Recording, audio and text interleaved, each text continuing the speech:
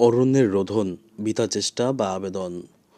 মুহসিন হলের সেই বাসিন্দার কাছে মৈত্রী হলের এই ছাত্রীর পাঠানো চিঠিগুলো এখন যেন অরণ্যের রোধন ছাড়া আর কিছুই নয়।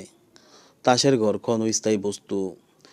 তাদের পুরনো সেই সম্পর্কর স্মৃতিগুলো এখন তাসের ঘরের মতো ভেঙে পড়েছে। অমাবস্যার চাঁদ দুর্লভ বস্তু।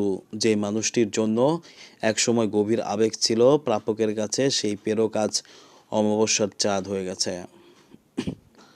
চোখের বালি, অপ্রিয় ব্যক্তি। সময়ের বিবর্তনে প্রেরক হয়তো প্রাপকের কাছে আজ চোখের বালি হয়ে দাঁড়িয়েছে। তাই তার চিঠি আর কোনো মূল্য গ্রহণ করে না। অকল কুসুমণ্ড, অপদার্থ বা মূল্যহীন ব্যক্তি।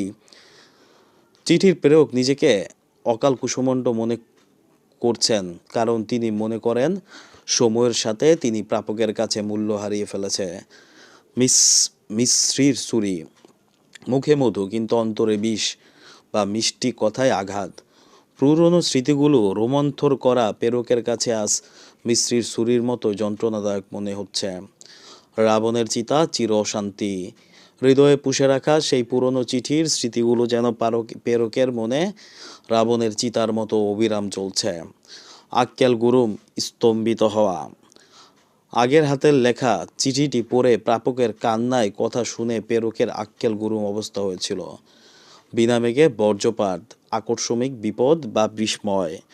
হঠাৎ করে আসা এই চিঠি 21 প্রাপকের বর্তমান জীবনে বিনা মেঘে বজ্রপাতের মতোই স্মৃতিগুলো মনে করিয়ে দিতে পারে।